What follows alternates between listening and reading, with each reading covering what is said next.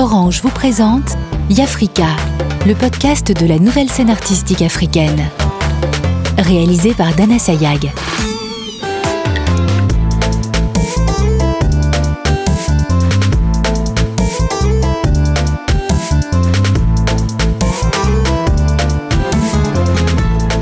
Dans cet épisode, nous allons découvrir les portraits de Gozette, photographe, de Patrick Cabré, musicien, et du peintre Wissem El Abed.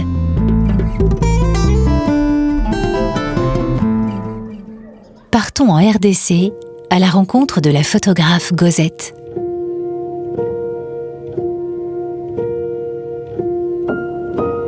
Je m'appelle Gozette Lubondo. Je suis photographe. Je vis et je travaille à Kinshasa. On avait toujours eu un appareil photo à la maison, pour nous les enfants.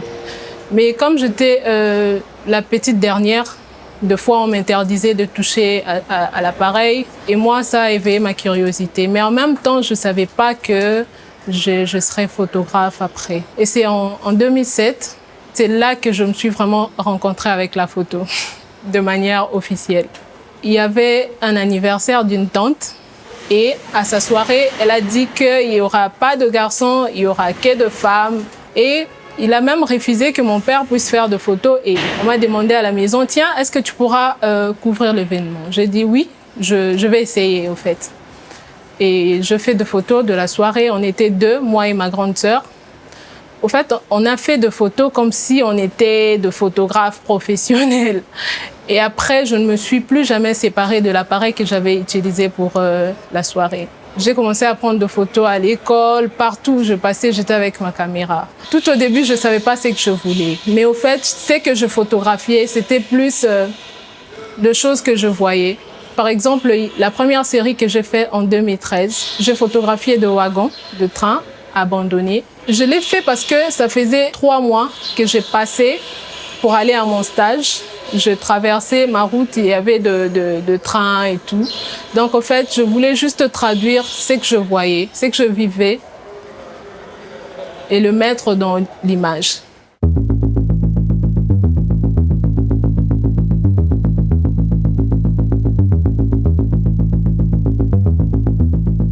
C'est de mon regard qu'il s'agit.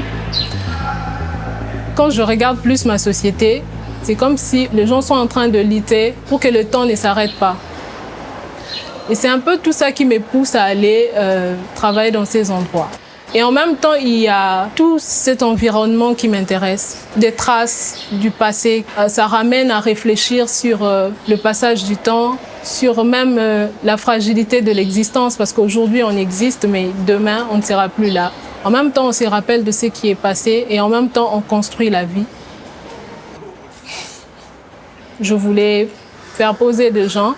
J'ai fait appel à des amis. Après, ils n'ont pas beaucoup aimé ma façon de travailler parce qu'on devait passer beaucoup du temps ensemble dans le train et tout. Ils se plaignaient tout le temps. Il y a même des gens que j'ai payés mais qui se plaignaient. Du coup, je me suis dit, ça ne m'avance pas, ça me déconcentre. Pourquoi pas, je peux essayer de poser. J'ai essayé et ça a marché. C'est comme ça que j'ai commencé à travailler des autoportraits. En même temps, je ne considère pas vraiment comme des autoportraits. Je prends ça sous forme de performance, de photo-performance. Parce qu'au fait, c'est pas moi. Je ne veux pas que ce soit moi. J'interprète d'autres personnes. Je m'identifie à ces gens. On est dans une société où les gens ne sont pas vraiment familiers avec l'art. On doit toujours expliquer. On doit se battre avec nos propres moyens. Mais moi, je dis que j'ai de la chance parce que maintenant, moi, ma famille me comprend et me soutient dans ce que je fais.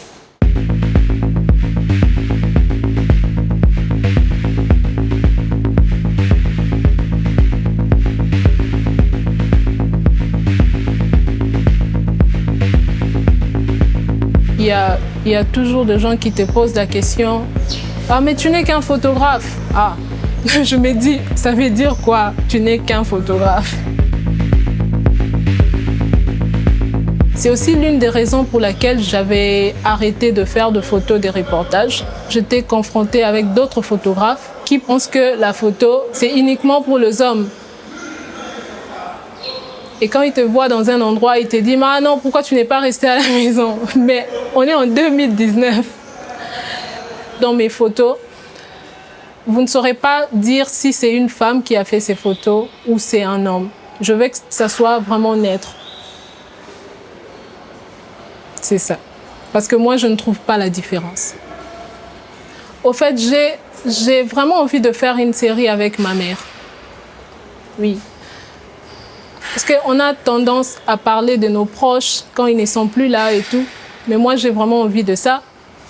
Mais en même temps, je ne veux pas être sentimentaliste. Je me demande quelle approche j'aurai quand je vais photographier une personne que je connais, une personne que je vis avec elle, je l'aime, quelle approche que j'aurai. C'est pour ça que je ne l'ai pas encore fait. Parce que je vais vraiment la présenter comme elle se doit.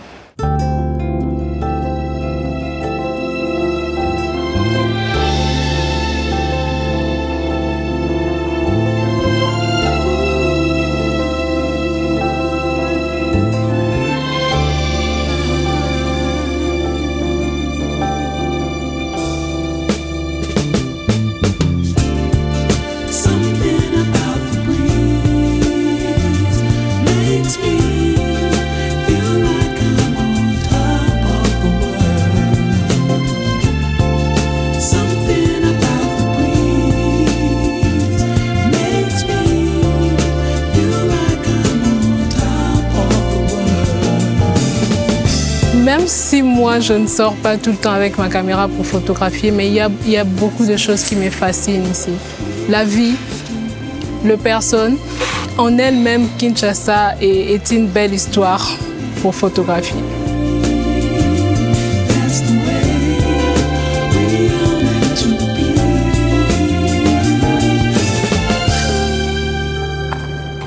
Prenons maintenant la route du Burkina Faso pour découvrir Patrick Cabré. On est trop grand pour être toujours réfugié. Trop grand, ça je vous le dis. 1, 2, 3, 4.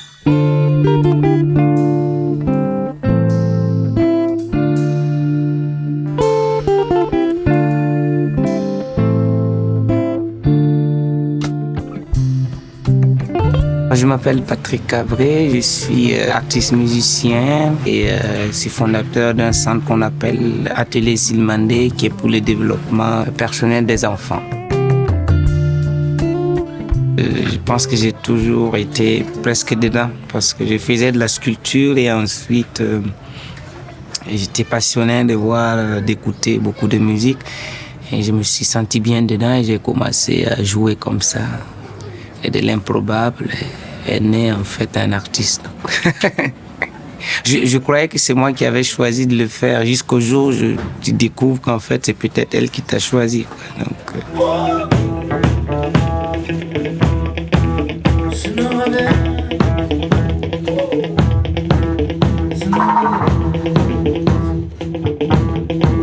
Mon père était sculpteur sur bois. Donc j'ai commencé par ça et ensuite je me suis sculpté moi-même ma propre guitare en mettant les deux côtés, les pointes, tirer un câble par-dessus pour obtenir des sons assez différents. Et c'est de là que tout est parti en fait. Je ne sais pas si j'écoutais, mais on imposait à mes oreilles, mais tout ce qui était à la radio, c'était du Cabrel, c'était du Brel, c'était aussi les musiciens de l'après-colonial, c'est-à-dire tous les groupes qui ont été formés au Cuba, en Russie ou ensuite au Congo. Les chansons de l'indépendance, en fait. Indépendance, tu as tout ce qui tournait autour des musiques de l'indépendance. Fêter la fausse indépendance.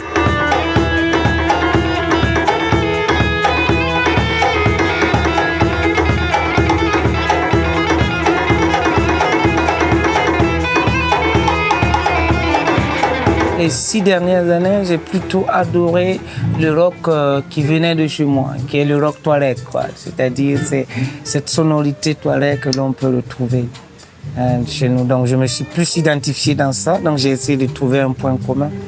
Donc voici comment est née en fait ces influences très groove dans ce que je fais. On va toujours remarquer que dans ce que je fais, il y a beaucoup de rythmique et il y a beaucoup de rock. Donc c'est comme ratatouille de groove, quoi. C'est diarrhée de groove. C'est une constipation d'idées.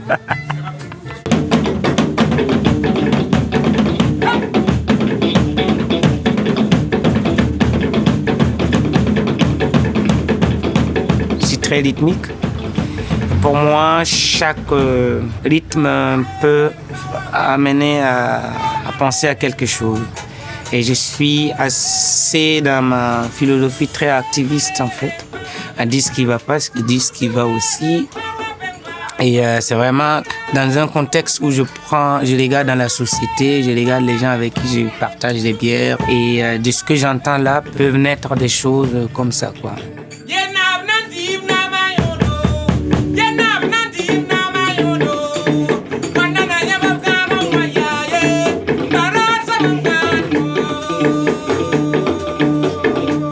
J'aime jouer sur la scène avant d'enregistrer. Et je peux faire tourner quelque chose 3-4 ans avant de l'enregistrer. La preuve, c'est que je ne fais pas beaucoup d'albums. Je suis plutôt artiste de scène. Et à chaque rencontre, ça prend une nouvelle forme. Et c'est bien. Voilà. Je déteste quand un public vient et dit « Ah, faut jouer ça !» Et ils ne le connaissent pas que tu n'as même plus le droit de le jouer autrement, quoi. C'est un peu non, mais c'est pas...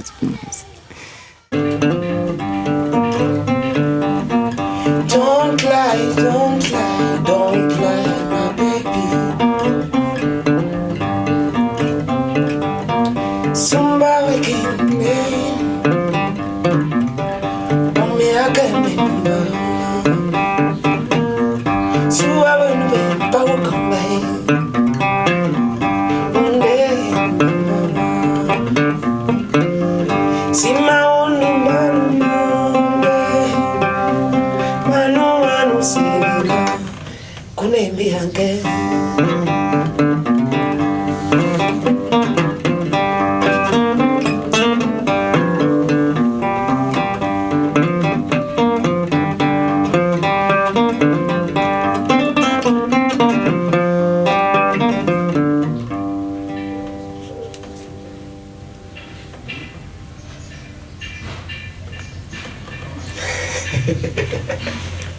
J'ai appelé un grand musicien qui s'appelle Lido Bayonne qui était à Paris et je lui ai dit viens écouter ce que je fais. Donc j'ai fini de jouer et puis à la fin il me dit mais c'est bien ce que tu as fait mais il n'y a pas d'histoire dans ce que tu fais. Donc tu as dit que c'est bien mais il n'y a aucune histoire parce que tout est tellement parfait et tout.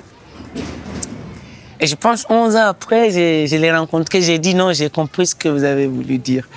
C'est-à-dire que chaque voix doit avoir une histoire, chaque voix a ce qu'elle a vécu. Et c'est ce qui la définit en réalité. Donc une belle voix, c'est quoi? Ça reste dans un autre débat de... Voilà. Et le soleil tombe.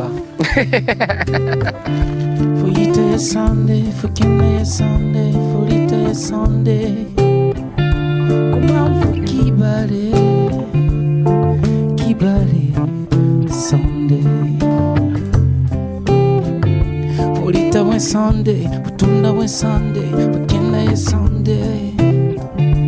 Comment vous nouvelle Sunday. Foyika morning, ukuterango, umakabang siya toto. Fona piwa kwile la tamse, pofuwa poa, digda le pawa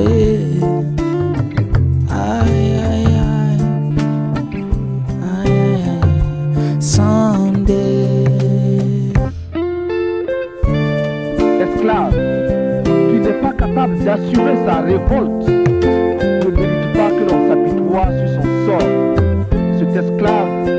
Quand vous regardez dans nos télévisions, tout est fait pour nous. On sait tout d'ailleurs. Ouais. Quand on prend la Ligue des Champions, tant que tu ne joues pas dans certains clubs, c'est que voilà. Je prends les scènes. Tant que tu ne pars pas en tournée dans certains pays, c'est que tu n'as encore rien fait. Tout était créé pour dire, voilà, c'est ici que tout se réalise. Donc, tant que tu ne viens pas là, ça ne, bah, t'as pas encore trouvé le chemin. Donc tout fait de telle sorte à attirer les gens vers ce monde idéal Eldorado qu'on a créé. Et quand tu te nourris de ça, tu commences à tirer, on te dit non mais stop, en fait, ça se passe pas comme ça. En fait, tu sais, l'espoir, c'est là où d'où je viens, non, mais en fait, on m'a dit que c'est ici. Avec tout ce qui est en train d'arriver, nous tirons tous vers un endroit que même les grillages ni les douaniers ne pourront plus, en fait, à un moment donné, être une solution.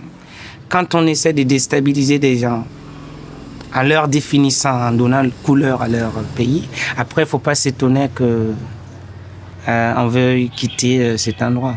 Si j'arrive plus à jouer ici, je vais aller ailleurs, ça, il n'y a rien à dire. J'ai encore le courage, j'ai encore l'énergie. C'est bien, mais je ne sais pas jusqu'à quand. Si on continue de dire que tous les financements, c'est pour la sécurité et non pour le bien-être. Je suis un contexte dans un livre. Je suis un livre dans une bibliothèque. Je suis une bibliothèque dans une ville. Je suis une ville dans un pays. Je suis sage et impoli. Un peu sage, impoli. Je suis sage, impoli. Souvent sage et toujours impoli. Ce qu'on essaie de faire, c'est de reverser au moins 30% de chaque concert pour les activités de l'atelier. Et nous devons tout faire pour créer des initiatives, comme ce qu'on essaie de faire, c'est de créer un centre dans lequel nous allons travailler avec les enfants pour leur dire, en fait, c'est eux l'avenir. C'est qu'ils fassent quelque chose ici. Ils apprennent déjà à faire leur propre potager. Au lieu d'attendre que les ONG viennent les donner les catouelles ou encore le lait, les apprendre aussi à dire, il ne faut pas lire les princesses ici à longueur de journée, il ne faut pas tout savoir de Albert Camus ou encore des trucs pendant que tu as tout de ton histoire et tout. C'est ramener des vraies valeurs. C'est leur dire, il faudra que vous redéfinissez l'endroit où vous êtes. C'est comme ça qu'on peut contribuer petit à petit à garder et à rester debout, quoi. Nos enfants ont faim, ils ont faim, ils ont des soucis, ils ne comprennent pas, on ne les écoute pas en fait.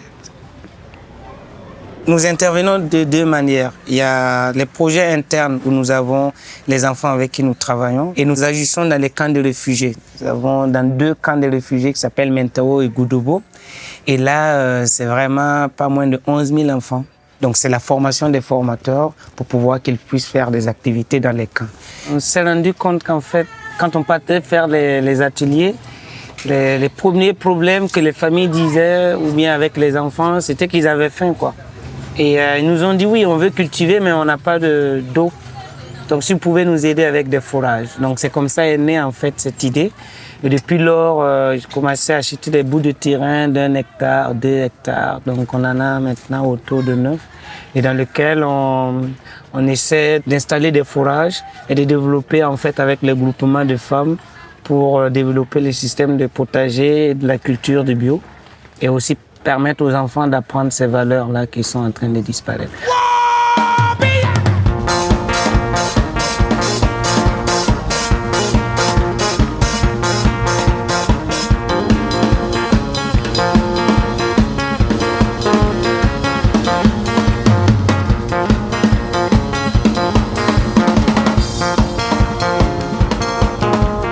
Je peux sourire avec la musique, je peux rêver, je peux arriver à me donner de l'énergie.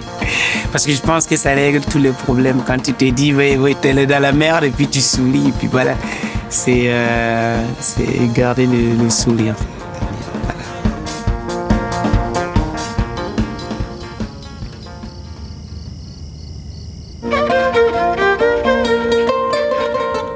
Cap au nord, direction la Tunisie, pour rencontrer le peintre Wissem El Abed.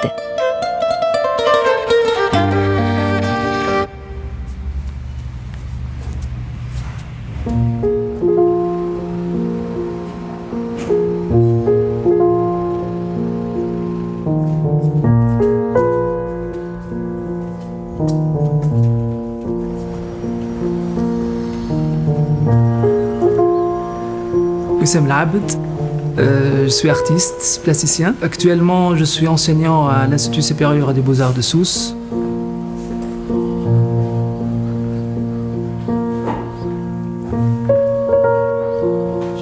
maîtrise en peinture à l'Institut supérieur des Beaux-Arts à Sfax. J'ai terminé mes études à la Sorbonne où j'ai fait une thèse toujours en art plastique sur le sujet du déplacement et du voyage et de la rencontre de l'autre. L'intitulé c'était « Voir au-delà du segment, l'œuvre plastique à l'épreuve du déplacement ».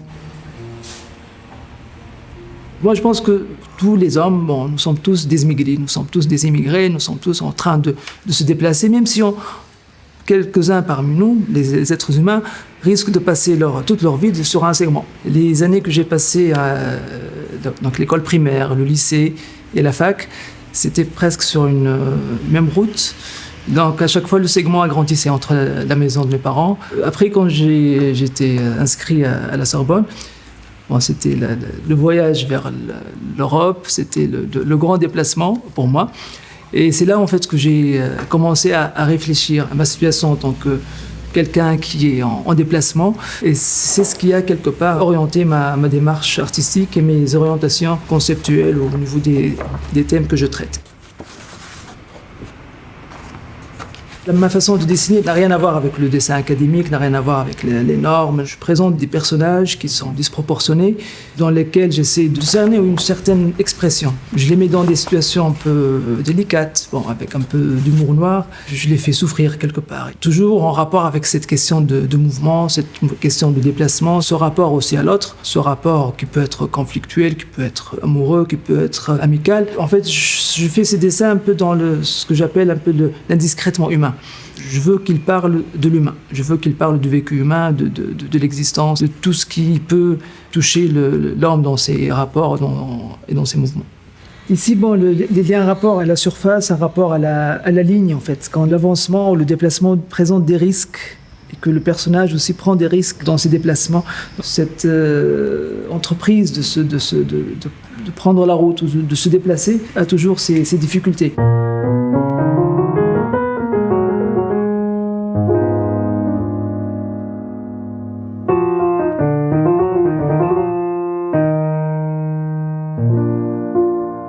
Je fais aussi des assemblages, des récupérations, des pièces qui peuvent être chargées de symboliques ou de métaphores. Ce que je commence par les dessins, je le termine parfois avec des assemblages.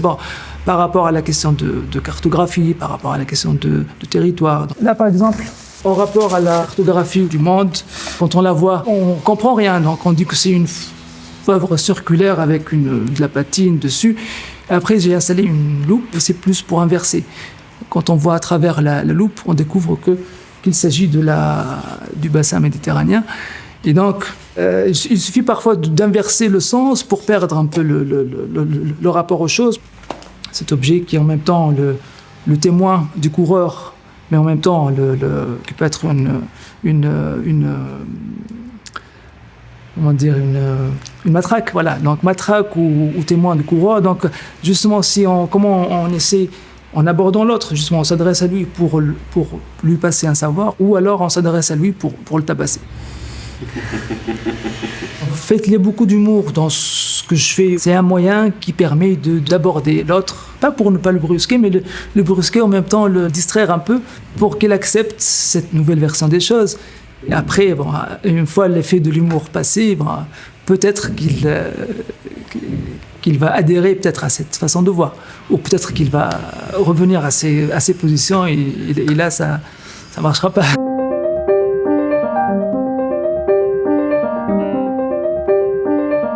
En fait, les œuvres que je produis, c'est vrai, ça parle de déplacement, les personnages bougent, ils évoluent sur la surface. Mais le déplacement, moi je le conçois sur un plan plus profond, c'est le déplacement que permet la réception de l'œuvre. Donc c'est le fait d'aller vers la sensibilité de l'autre, d'essayer de le toucher. Cet exercice que fait l'artiste et ce que fait aussi le spectateur, c'est de changer de point de vue. C'est avoir cette capacité de se déplacer justement pour pouvoir voir les choses autrement.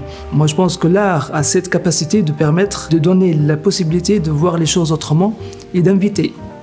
Et c'est là où peut commencer un débat sur l'altérité, sur la différence, sur l'acceptation de l'autre. Ce qui pourrait être une piste de querelle ou de conflit peut s'avérer après une richesse ou une découverte de l'autre. C'est dans ce sens que je comprends l'art comme processus de déplacement.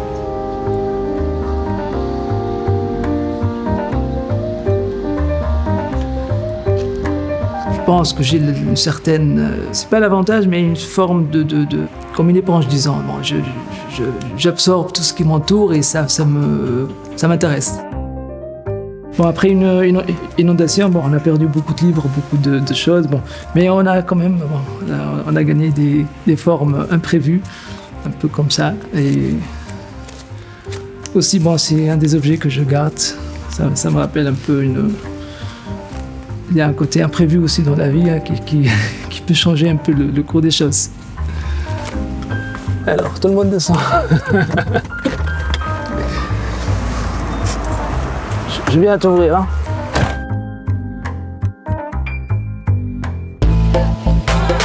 Orange vous a présenté Yafrika, le podcast de la nouvelle scène artistique africaine.